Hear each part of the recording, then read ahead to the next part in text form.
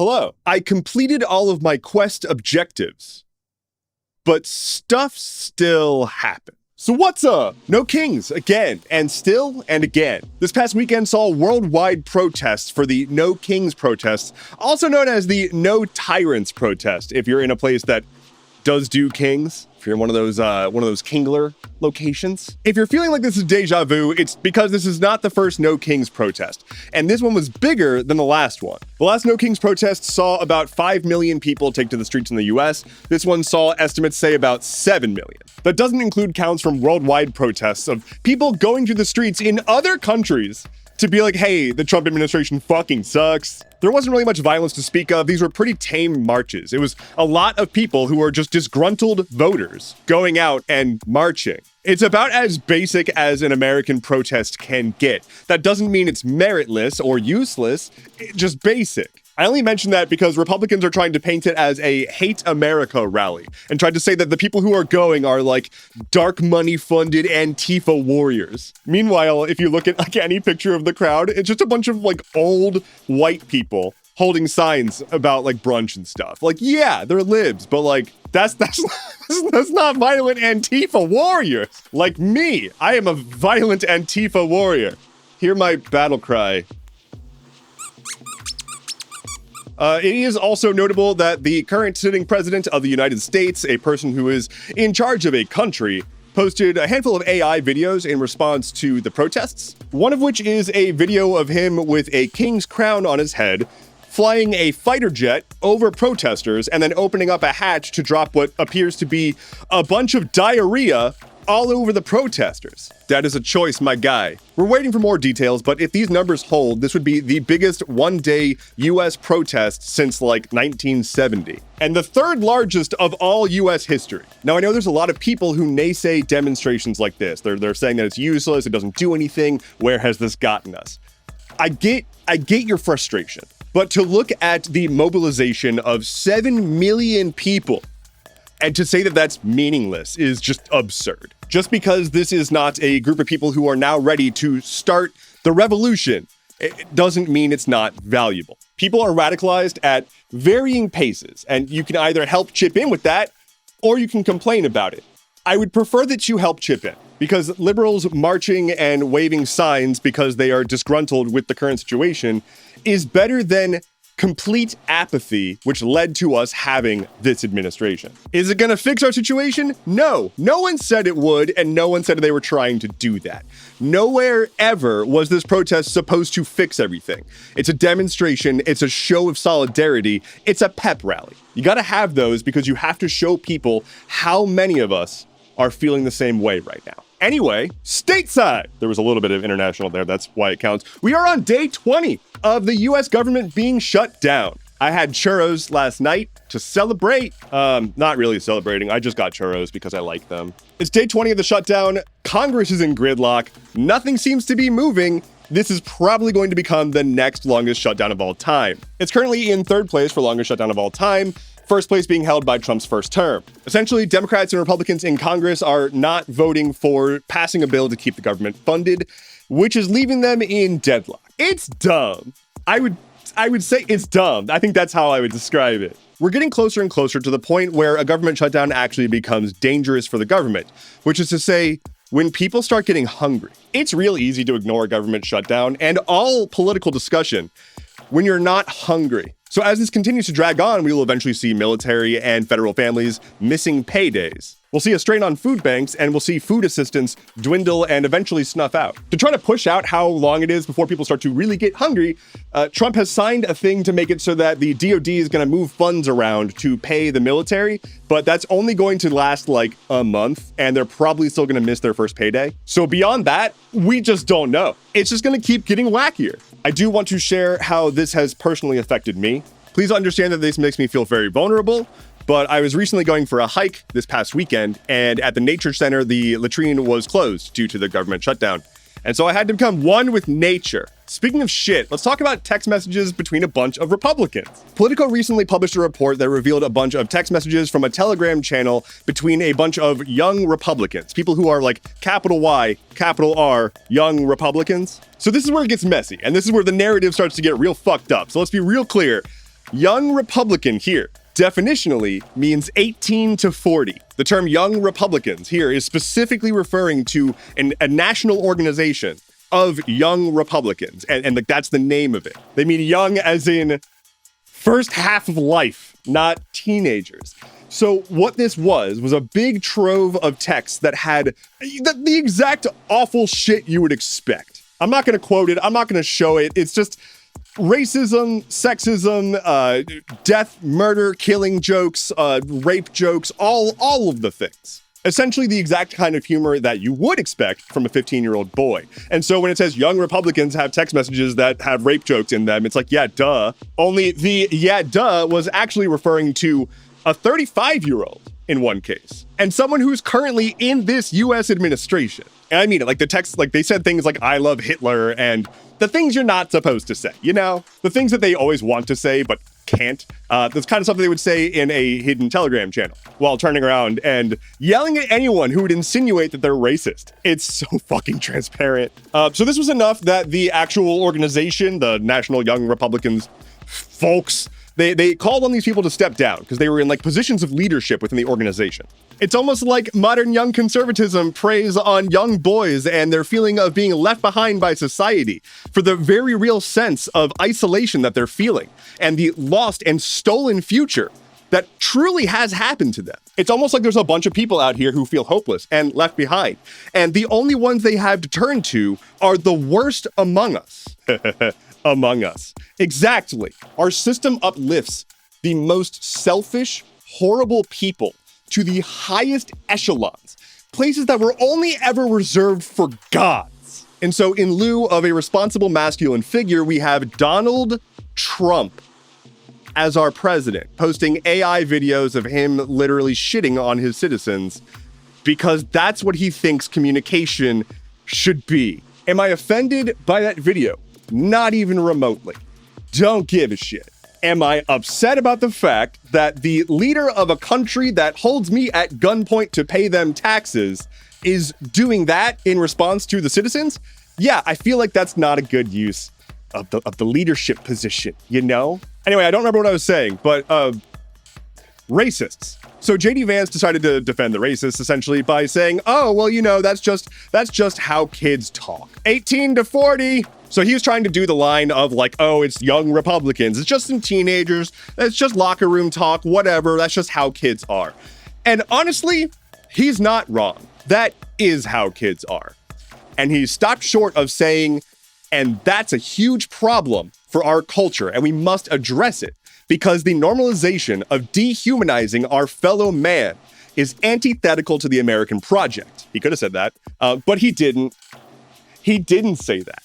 Instead, he said, talking about gassing Jews is just how kids are. Over in Alaska, there has been some terrible wreckage from a typhoon that hit on October 12th. Remnants of a typhoon hit southwestern Alaska, annihilating villages, primarily those of indigenous people. Folks who have had generations in their towns that don't exist anymore. Floods rolled in and shattered records of flooding by a long shot. Houses were taken off their foundation and were floating far enough to be crashing into each other. Here's an excerpt from alaskapublic.org with a person describing what it was like on the ground. Quote, Carl said that houses were pushed off their foundations and scattered across Kipna.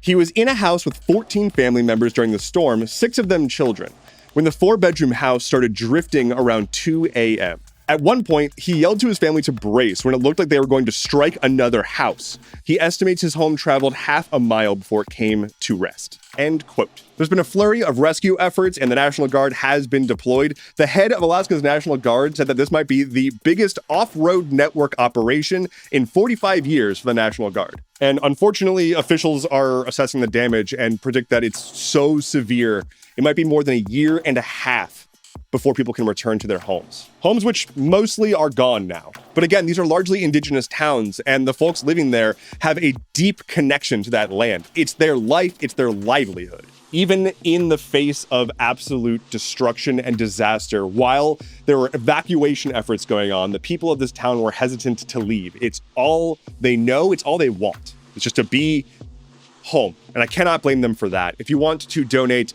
I've included links in the description of this episode. Elsewhere, there was the ceasefire that Israel and Hamas have mostly agreed to that the US was fostering has all but fallen apart already. I almost had enough time to write a draft before it fell apart. Essentially, since the start of the ceasefire, Israel has still been killing and bombing people in Gaza and has been escalating it over time. Recently, they did a bunch of airstrikes in the region of Rafah because they claimed that Hamas was shooting at Israeli soldiers there. Hamas says that they can't even get to that region right now. Israel is pointing to the violence at the hands of anti-Hamas militias fighting against Hamas. Civilians and journalists have been getting killed as these militias are roaming around. Israel has already tried pausing aid distribution and claims they're going to get right back to it soon. It's hard to believe their claims because they also said that every single hospital and school and faith center in Gaza was secretly a Hamas operation. Oh, you know what? Throw refugee camps in there too. There is not one intact hospital in Gaza. They have all been destroyed or damaged by Israeli strikes. And I wish it wasn't this overtly evil, but we have confirmation from Israeli media that Israel has been arming the militias that they are saying are going against Hamas and causing a bunch of violence in the area. Netanyahu himself and his cabinet secretly approved the distribution of weapons to militias to send into Gaza that they then used as an excuse to continue attacking Gaza. I don't think any reasonable person really expected this to be a ceasefire that actually held. I had some hope purely because I've seen so much and I just want it to end. I do not like the terms of this ceasefire, and I never really thought it was going to hold. I didn't think it was a good one. I really wish the killing would end. Speaking of killing, Russia and Ukraine. Fuck. Let's go through this quick.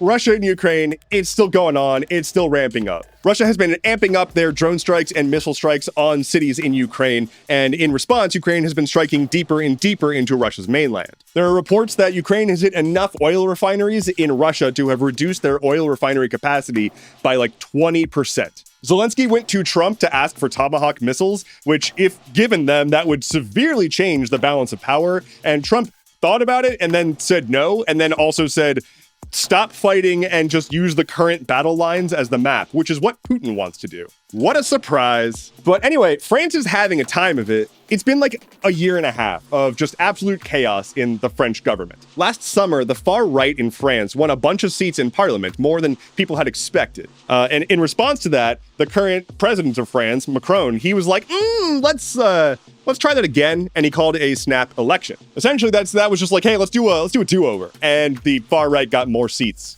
from the do-over. Since then, Macron's been doing everything he can to try to keep the government from just falling apart, but there's not enough people in any group to form a coalition that lasts. And so there's just been like a rotating door of prime ministers.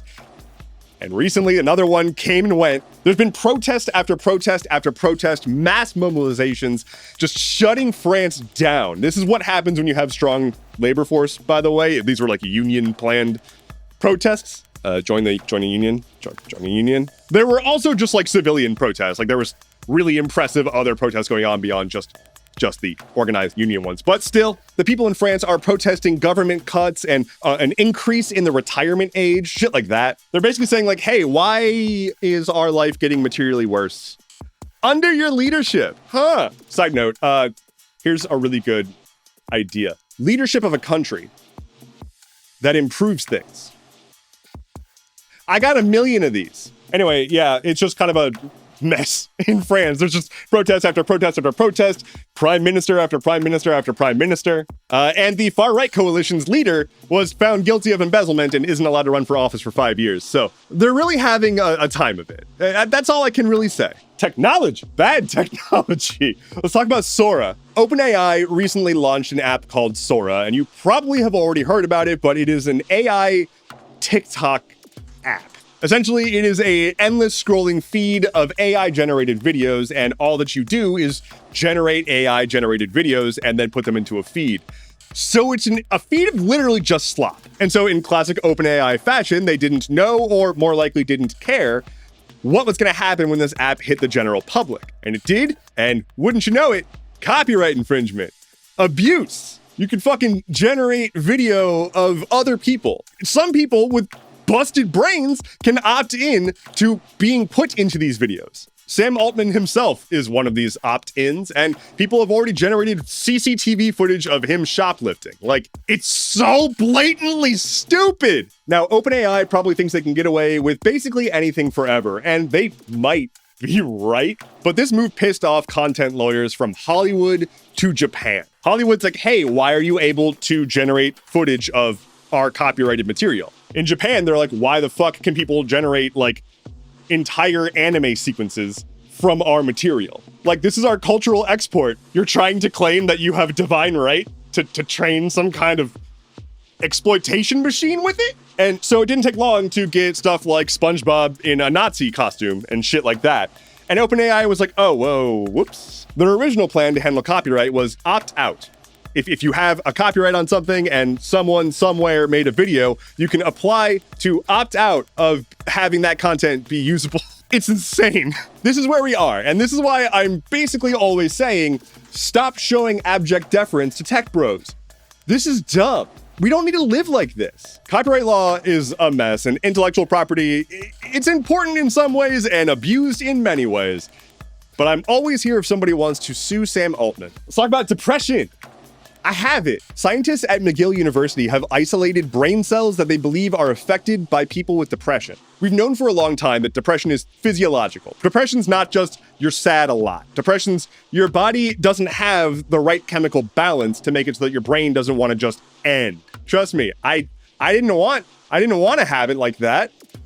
I didn't mean to. Anyway, we've known that it's physiological in nature, but we don't have a lot of insight into the specifics of what brain cells are doing what differently with people with depression versus people without. So these science boys took 100 cadavers. Science boys do the coolest things. Anyway, the science boys took 100 cadavers and looked at their brains. About 40 of them did not have depression and 60 of them did. They were able to isolate two different types of cells that had notable difference that were consistent between the cadavers. I'm not going to pronounce them because I don't want to sound dumb and I didn't look it up. But what does this actually mean? Unfortunately, it doesn't mean a ton, but it does mean that we're making progress. We don't know what we don't know. Correlation is not causation. So they can't just say, well, we now know how depression happens because of these two brain cell types. You know, next steps would look like figuring out if there's a before and after death difference with these brain cells and learning more about if this is a result of depression or a cause of depression. But it's movement in a direction of potentially having a better understanding of mental illness and more ways to counteract it, so that hopefully someday I'll be able to stop taking the pills that make me not want to go dark. Lightning round. There was a guy who worked in the US Department of Energy, and he recently lost his security clearance after his computer tried to upload about 200,000 images of porn to a backup over the government network. It was reportedly his lifelong collection. Here's the weather. For the first time in 20 years, the US passport has slipped out of the world's top 10 most valuable passports. We were number one a decade ago. I wonder what happened over the past decade. OpenAI, again showing their excellent judgment, announced that they will soon be allowing ChatGPT to again act like your friend, boyfriend, therapist, stuff like that, including sexting. This is a great idea and very good. And finally for today, a guy in Indiana found a 4,270-year-old human skull. Like, yeah, we knew people were there then, but that's an old skull, like very old. I wonder whose it was. It wasn't mine. I don't think. That is all I have for you today. Thank you so much for watching. Let me know in the comments below where you hid the other 4,270-year-old human skull. My name is Endeavorance. We'll talk again soon. Take care and be well.